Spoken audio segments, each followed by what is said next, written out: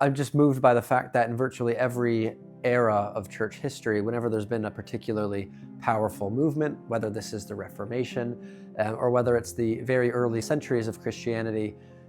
when Christians were trying to figure out what they were about and how they were going to operate in a largely pagan Greco-Roman milieu, they always stood on intellectual foundations, and they made no bones about the fact that they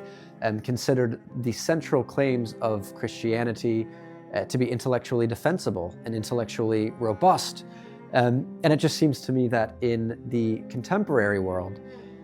there's not enough of this sort of thing going around. There's a twin consciousness. I think a lot of people outside the church looking in think that can't be for me because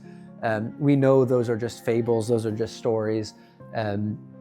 People have faith in those things, but there can't be any good reasons for thinking Christianity is true, and so they remain out with the church. But similarly, I think there are a lot of people within the church who, if asked the question, would probably sympathize with those sentiments, or maybe think there may be some good answers as to why they think Christianity is true, or why other paradigms of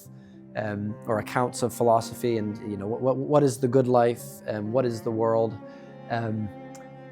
They might have some inklings of why these projects fail, but maybe not feel that they have the resources within themselves to articulate that. So really what we're trying to do here is to re-centralize the intellectual tradition of the church, and to make sure everybody in the church knows that indeed we do have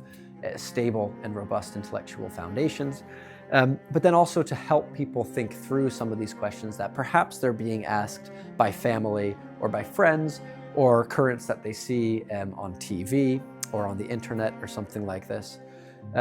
We want to make Christians more confident